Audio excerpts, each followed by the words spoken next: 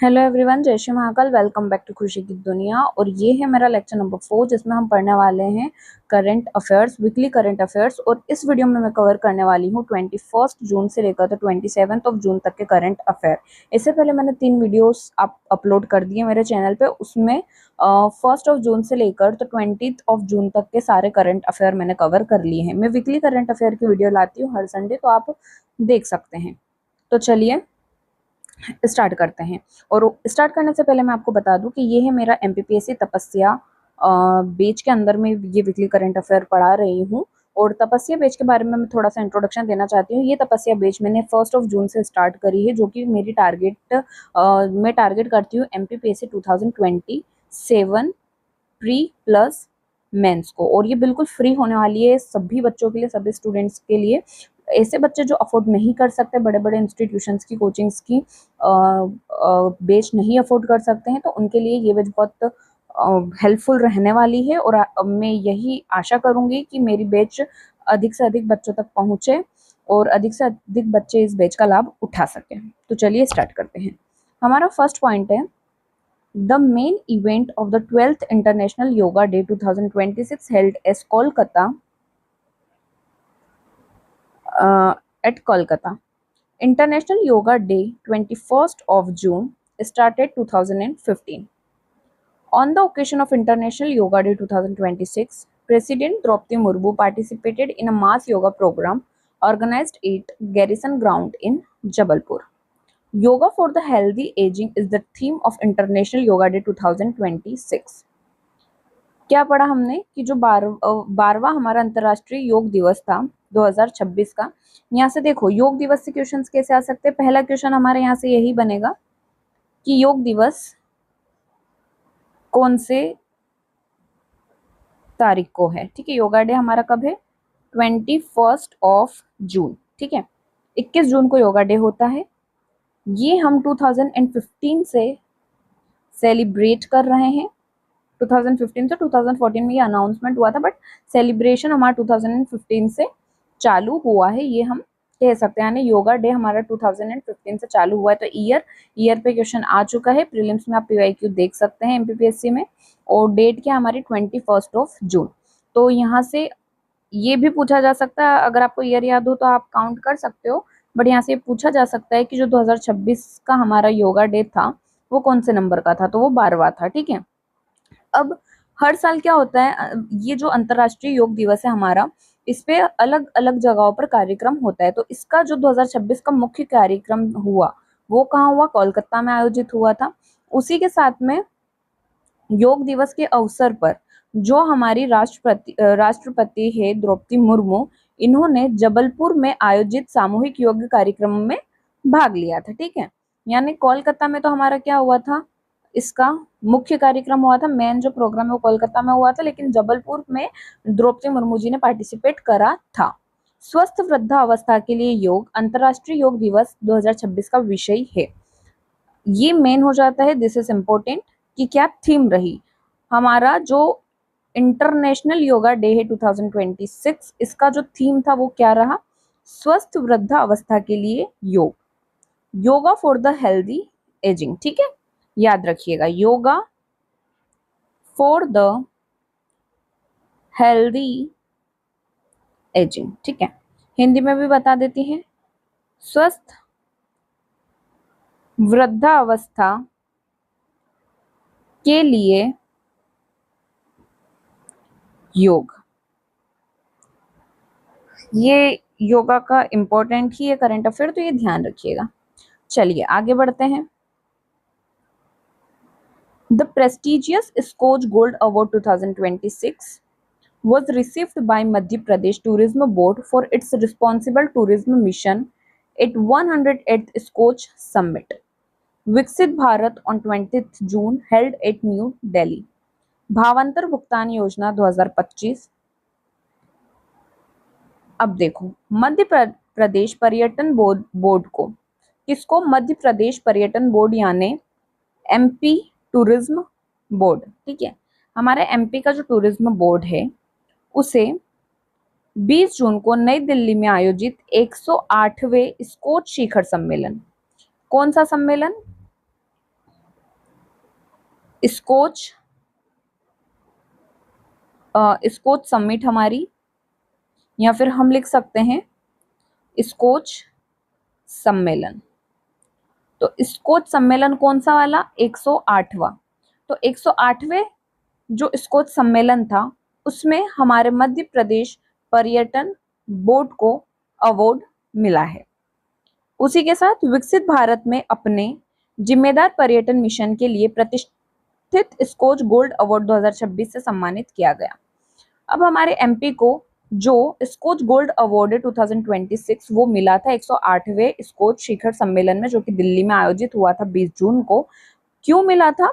क्योंकि जो विकसित भारत हमारा एक मिशन है, विकसित भारत जिसमें हमको हमारे भारत को विकसित बनाना है, उसमें हमारा जो मध्य प्रदेश का टूरिज्म बोर्ड है उसने बहुत अच्छा परफॉर्म करा है। विकसित भारत बनाने का जो मिशन है उसके जो टारगेट्स रखे गए उसको फुलफिल करने के लिए बहुत अच्छा परफॉर्म करा है। और जिम्मेदार पर्यटन मिशन के लिए भी हमने बहुत अच्छा काम करा है। किसने? हमारे एमपी टूरिज्म बोर्ड ने। दैट्स व्हाई स्कोच समिट में उसको स्कोच अवार्ड मिला। Next, Madhya Pradesh police secured the first rank nationally and received the Ministry of External Affairs Institutional Performance Award. They completed 335,647 passport verification within prescribed timelines and quality standards, outperforming all other states in the category that processes fewer than 5 lakh applications. Madhya Pradesh police ने राष्ट्रीय स्तर पर प्रथम स्थान प्राप्त किया। राष्ट्रीय स्तर पर हमारी जो मध्य प्रदेश पुलिस है उसने कौन सा रैंक लाया है? फर्स्ट रैंक लाया है। और विदेश मंत्रालय का संस्थागत प्रदर्शन पुरस्कार जीता। उसी के साथ में हमने एक पुरस्कार भी जीता है। उन्होंने निर्धारित समय सीमा और गुणवत्ता मानकों के भीतर 3,35,647 पासपोर्ट सत्यापन पूरे किए, जो 5 लाख से कम आवेदनों की प्रक्रिया करने वाले राज्यों की श्रेणी में अन्य सभी राज्यों से बेहतर प्रदर्शन करते हैं। विदेश मंत्री डॉक्टर एस जयशंकर द्वारा नई दिल्ली में प्रदान किया गया यह पुरस्कार इस बात का प्रतीक है कि मध्य प्रदेश पुलिस ने अपने कुशल और नागरिक केंद्रित सत्यापन सेवाओं के लिए लगातार दूसरे वर्ष शीर्ष स्थान प्राप्त किया है। ठीक है, आप चाहे तो ये वाला पूरा स्लाइड दोनों पढ़ सकते हैं। Next, the documentary Y64 Whispers of the Unseen showcase at MIFF 2026 is based on Mitawali 64 Yogini temple, Morena. ठीक है, MIFF 2026 में एक डॉक्यूमेंट्री शोकेस करी गई थी। डॉक्यूमेंट्री का नाम क्या है?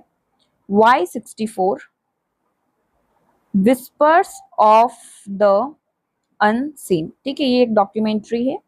इसके अंदर मतलब ये जो डॉक्यूमेंट्री है ये किसके ऊपर बेस्ड है?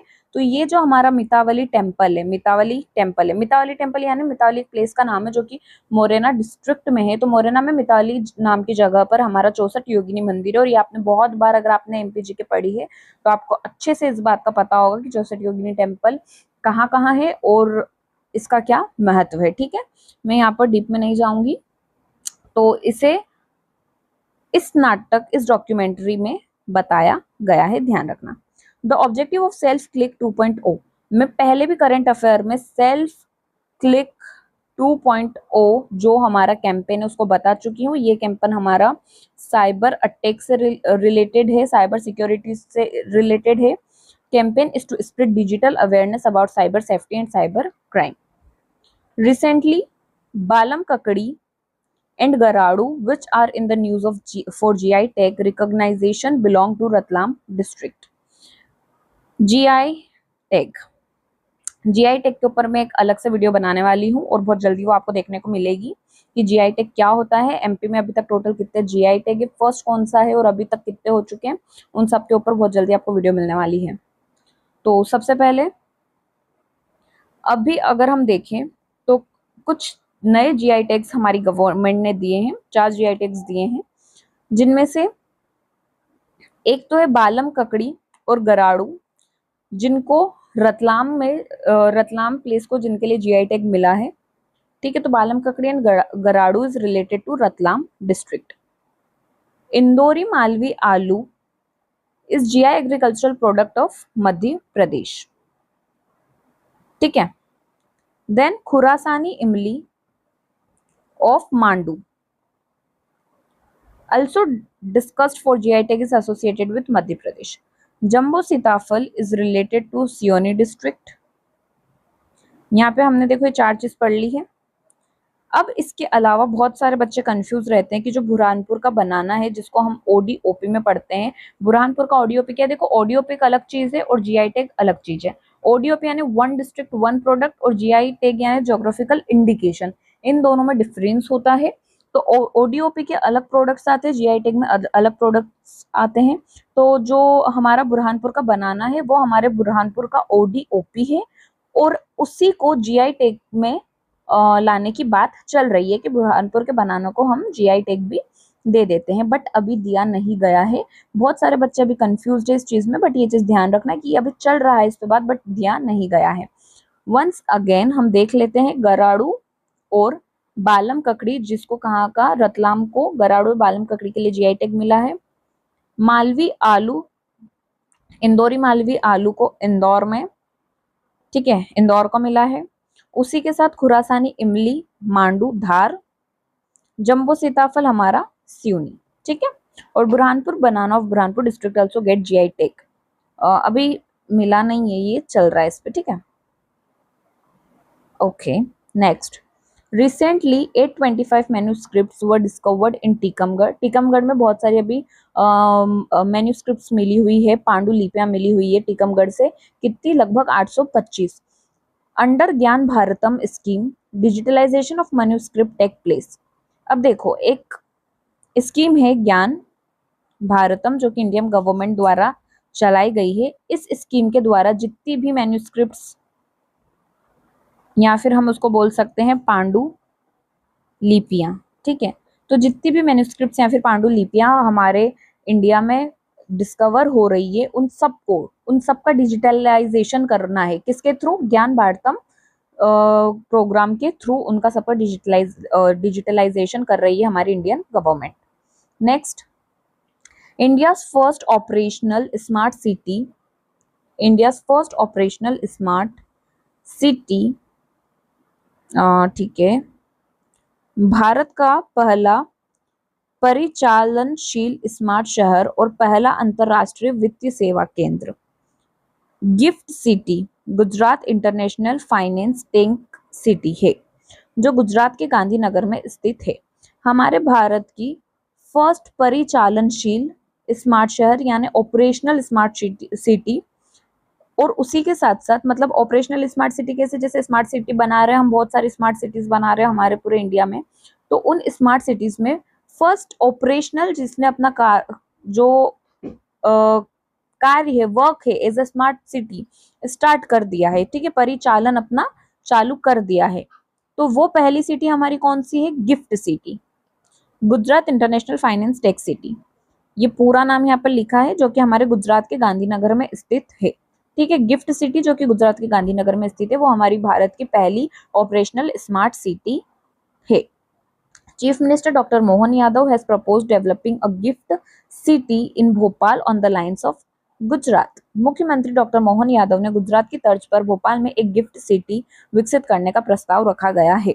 देखो गिफ्ट सिटी क्या है? गिफ्ट सिटी एक गवर्नमेंट द्वारा बनाई गई एक ऐसी स्मार्ट सिटी है जो कि गांधीनगर गुजरात में बनाई गई है, पहली, जो कि ऑपरेशनल है। और डॉक्टर जो मोहन यादव है हमारे यहाँ के चीफ मिनिस्टर मध्य प्रदेश का, उन्होंने भी कहा है कि हम हमारे भोपाल में भी एक गिफ्ट सिटी बनाएंगे। Next, the Chief Minister Dr. Mohan Yadav proposed establishing a center of excellence for medical science and technical education in Ujjain city. हमारे यहाँ के जो चीफ मिनिस्टर है मोहन यादव, उन्होंने बोला है कि उज्जैन में हम एक सेंटर ओपन करेंगे। किसका सेंटर ओपन करेंगे? Excellence for medical science and technical education का। Propose deeptech research and discovery centre to be established in Ujjain as well. उसी के साथ साथ डिप्टेक रिसर्च और डिस्कवरी सेंटर भी ओपन करने की बात चल रही है। नेक्स्ट आता है कुश्ती प्रशिक्षण। व्लादिमीर मेस्तविरिशविली को राष्ट्रपति मुर्मू द्वारा मरणोपरांत खेल क्षेत्र में पद्मश्री से सम्मानित किया गया है। ये नाम एक बार आप पढ़ लीजिएगा क्या लिखा हुआ है। तो इनको जो द्रौपदी मुर्मू जी है उन्होंने मरणोपरांत खेल क्षेत्र में पद्मश्री से सम्मानित करा है कुश्ती के लिए। ठीक है, तो ये नाम इंपॉर्टेंट हो जाता है और ध्यान रखिएगा कि इनको मरणोपरांत पद्मश्री मिला है, तो ध्यान रखना। जॉर्जियाई फ्रीस्टाइल कोच खेल के क्षेत्र में भारत के सर्वोच्च नागरिक सम्मान पद्मश्री से सम्मानित होने वाले पहले विदेशी कोच बने। उन्हें मरणोपरांत देश के फ्री स्टाइल कुश्ती कार्यक्रम को विकसित करने और सुशील कुमार, योगेश्वर दत्त, बजरंग पुनिया और रवि दाहिया सहित कई ओलंपिक पदक विजेताओं को प्रशिक्षण करने में उनकी महत्वपूर्ण भूमिका के लिए सम्मानित किया गया है। Next, R Madhavan was awarded with Padma Shri in the field of acting. अभी हमने पद्मश्री से रिलेटेड दो नाम पढ़े हैं। एक तो हमारा आ जाता है आर माधवन और एक है हमारा व्लादिमीर और ये है मैस्तविरिशविली। ठीक है, आप पढ़ लीजिएगा, इसको बहुत बड़ा नाम है। ठीक है, तो इन दोनों को पद्मश्री से सम्मानित करा गया है। आर माधवन को एक्टिंग की फील्ड में करा गया है और ये जो है इनको मरणोपरांत करा गया है कुश्ती के लिए। ध्यान रखना, ठीक है, इनको मरणोपरांत करा गया है, मरणोपरांत सम्मानित करा गया है कुश्ती के लिए। दो नाम अभी हमने पढ़े हैं। फिर आती है कला के क्षेत्र में उत्कृष्ट योगदान के लिए अलका याग्निक को पद्म भूषण से सम्मानित किया गया। पद्मश्री में दो नाम पढ़े, उसी के साथ साथ अलका याग्निक, ठीक है, जिनको पद्म भूषण मिला है। 3 अवार्ड मिलते हैं हमारे, पद्म भूषण, देन पद्म विभूषण और पद्मश्री। ठीक है, ये 3 अवार्ड हमारे पद्म से रिलेटेड मिलते हैं। तो पद्मश्री हमने पढ़ चुके हैं और जो ये अलका याग्निक है इनको पद्म भूषण मिला है। क्या मिला है? पद्म भूषण मिला है कला के क्षेत्र में, तो ये भी ध्यान रखिएगा। Tennis legend Vijay Amritraj was awarded with Padma Bhushan. Tennis के एक खिलाड़ी है दिग्गज विजय, जिनको भी पद्म भूषण से सम्मानित करा गया है।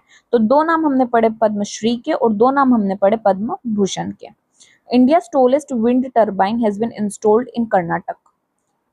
विंड टर्बाइन्स तो बहुत सारे हैं, विंड मिल्स तो बहुत सारे हैं, बट टॉलेस्ट विंड मिल कहाँ पर है? कर्नाटक में है। अगेन इंपॉर्टेंट क्वेश्चन है, टॉलेस्ट कहाँ पर है हमारा? कर्नाटक। ठीक है, कर्नाटक में सबसे टॉलेस्ट है। भारत की सबसे ऊंची पवन टर्बाइन कर्नाटक में स्थापित की गई है। Navi Mumbai and Guwahati airport are included in the Prix Versailles 2026 list of the world's most beautiful airports. Navi Mumbai और गुवाहाटी हवाई अड्डों को प्रिक्स वर्साई 2026 को की विश्व के सबसे खूबसूरत हवाई अड्डों की सूची में शामिल किया गया है।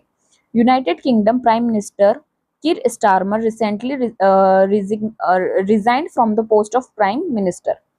यूनाइटेड किंगडम के जो प्राइम मिनिस्टर है, यूके के हमारे जो प्राइम मिनिस्टर है, जिनका नाम था, मतलब प्राइम मिनिस्टर थे क्योंकि अभी उन्होंने रिजाइन कर दिया है प्राइम मिनिस्टर की पोस्ट पर से, कीर स्टारमर। ठीक है, इनने अभी रिजाइन कर चुके हैं ये। फिर आता है INS दुनागिरी, INS अग्रई और इसी के साथ साथ INS संशोधक। ठीक है, INS दुनागिरी, INS अग्रे और INS संशोधक are 3 indigenous warships that were commissioned into the Indian Navy by Minister Narendra Modi. 8 Swami Prasad है यहाँ पे, स्वामी प्रसाद मुखर्जी पोर्ट कोलकाता। कोलकाता के अंदर अभी 3 INS हमारी जो 3 नेवी के लिए बनाई गई शिप्स है, जिनके ये नाम दिए हुए यहाँ पे, दुनागिरी, अग्रे और हमारा संशोधक। इन सबको युद्ध पोत के लिए नरेंद्र मोदी जी ने कोलकाता के कौन से स्वामी प्रसाद मुखर्जी बंदरगाह में शामिल किए हैं। मतलब ये 3 न्यू दिख रही है आपको ये शिप्स, ये 3 न्यू शिप्स जो है हमारी इंडियन नेवी में शामिल हुई है। और कहाँ पे शामिल करी गई है? ये करी गई है कोलकाता में, और इनका नाम है दुनागिरी, संशोधक और अग्रे। Next, Neeraj Chopra was awarded with the best male athlete of the year at Indian Athlete Award 2025। Indian athlete award जब हुए थे 2025 के, तो उसमें मेल कैटेगरी में best male athlete of the year किसको मिला गया? नीरज चोपड़ा को मिला गया। Manpreet Singh is the most capped Indian hockey player, having achieved his 413 international cap in June 2026 during NFIH pro league match against Germany. Manpreet Singh का अगर नाम मिलता है तो वो हॉकी से रिलेटेड है, इतना आप ध्यान रखना। Manpreet Singh is related to hockey. India won the FIH Hockey Women's Nations Cup 2026, defeating host nation New Zealand in the final। ठीक है, तो यहाँ पे वुमेन्स का जो नेशन कप हुआ था, FIH hockey women's nation cup 2026 हुआ था, उसमें हमारी इंडिया जीत चुकी है। और इंडिया ने किसको हराया था? न्यूजीलैंड की टीम को हराया था। और ये जो मैच है ये कहाँ पर हुआ था? ये किताब कहाँ पर हुआ था? हमारा ऑकलैंड में हुआ था। नेक्स्ट आते हैं, Vivek Agrawal has been appointed as the Vice President of the Financial Action Task Force Paris of the for the term 2026-27। 2026-27 के लिए जो विवेक अग्रवाल है उनको वाइस प्रेसिडेंट बनाया गया है। किसका? फाइनेंशियल एक्शन टास्क फोर्स का उपाध्यक्ष बनाया गया है। किसको? विवेक अग्रवाल को। कौन से साल के लिए? 2026 से लेकर 2027, एक साल के लिए बनाया गया है। The Indian Coast Guard inducted its first indigenous air cushion vehicle at Goa। भारतीय तट रक्षक बल ने गोवा में अपना पहला स्वदेशी एयर कुशन वाहन शामिल किया। Next, the 23rd edition of the annual multinational peacekeeping exercise Khan Quest 2026 is taking place from June 20 to July 3 at the Five Hills Training Area in Ulaanbaatar, Mongolia। The drill begins to gather over 1,000 troops from 18 participating nations to collaborate on United Nations peace support operations। वार्षिक बहुराष्ट्रीय शांति रक्षा अभ्यास। शांति रक्षा अभ्यास यानी ये हमारी military से related है, और जितनी भी मिलिट्री एक्सरसाइज होती है वहां से क्वेश्चन आता है, तो इसको अच्छे से पढ़िएगा। वार्षिक बहुराष्ट्रीय शांति रक्षा अभ्यास खान क्वेस्ट, नाम क्या है? खान क्वेस्ट 2026 का 23वां संस्करण 20 जून से 3 जुलाई तक मंगोलिया के उलान बातर स्थित 5 हिल्स प्रशिक्षण क्षेत्र में आयोजित किया जा रहा है। इस अभ्यास में 18 प्रतिभागी देशों के 1000 से अधिक सैनिक संयुक्त राष्ट्र शांति सहायता अभियानों में सहयोग करने के लिए एक साथ आ रहे हैं। भारतीय सेना की भागीदारी भारत का प्रतिनिधित्व 40 सदस्यीय दल द्वारा किया जा रहा है, जिसमें मुख्य रूप से जाट रेजिमेंट की एक बटालियन के सैनिक और अन्य कर्मी शामिल है। इंडियन आर्मी से कौन कौन पार्टिसिपेट कर रहा है? तो India is represented by 40 members. कितने मेंबर रहेंगे हमारे आर्मी के? उसमें 40 members, mainly comprising troops from a battalion of the Jat regiment. और वो जो 40 मेंबर्स की जो हमारी जो 40 मेंबर्स रहेंगे उसमें भी अधिकतर मेंबर कौन सी रेजिमेंट के हैं? जाट रेजिमेंट के। ठीक है, अलोंग विथ अदर पर्सोनल्स, मतलब दूसरे भी, बट अधिकतर जो है किसके मेंबर शामिल है? जाट रेजिमेंट के मेंबर शामिल रहेंगे। Uzbekistan new development bank brick banks में शामिल होने वाला पहला मध्य एशियाई देश बन गया है। देखो, जो डेवलपमेंट बैंक्स होते हैं ये सारा हमारा इकोनॉमी में हम पढ़ते हैं। तो ब्रिक्स बैंक के अंदर जो हमारा नया एक उज्बेकिस्तान देश है, जो कि एशियाई देशों में पहला देश बना, मध्य एशियाई देशों में, सॉरी, ठीक है, मध्य एशियाई देशों में पहला देश बना जो कि ब्रिक्स बैंक में शामिल हुआ है, उसका नाम है Uzbekistan. According to top 500 ranking is currently the world's fastest supercomputer। लाइन शाइन, चाइना। ठीक है। Seymour Cray father of super computer. सबसे पहले इंडिया में सुपर कंप्यूटर के फादर कौन है? ये होमवर्क है आपका कि इंडिया में सुपर कंप्यूटर के फादर कौन है, सर्च करिएगा। उसी के साथ अगर हम वर्ल्ड में बात करें तो वर्ल्ड में सुपर कंप्यूटर के फादर है हमारे सेमोर क्रे, और वर्ल्ड का जो फर्स्ट सुपर कंप्यूटर है वो भी था हमारा क्रे फर्स्ट। ठीक है, इतना हमको ध्यान रखना है। अगर हम करंट रैंकिंग की बात करें कि करेंटली वर्ल्ड का सबसे फास्टेस्ट सुपर कंप्यूटर कौन है, तो वो है हमारे चाइना का लाइन शाइन। ठीक है, चाइना का लाइन शाइन जो है ये वर्ल्ड का फास्टेस्ट सुपर कंप्यूटर है। इसी के साथ लाइन शाइन से पहले यूएसए का एक कंप्यूटर था सुपर कंप्यूटर, उसका क्या नेम है वो आप सर्च करेंगे। ठीक है, तो यूएसए का जो सुपर कंप्यूटर था वो फर्स्ट नंबर पे था, बट उसको रिप्लेस करके अब लाइन शाइन आ चुका है। तो आज के लिए इतना ही। आई होप सो आपको बहुत अच्छे से ये सारी चीजें समझ आ गई होगी। तो थैंक यू वेरी मच, आप सभी का धन्यवाद वीडियो को पूरा देखने के लिए। और अगर आपको ये वीडियो अच्छी लगे तो प्लीज इसे लाइक करें, ज्यादा से ज्यादा शेयर करें और मेरे चैनल को सब्सक्राइब करें और तपस्या बेच का हिस्सा बने। Thank you very much.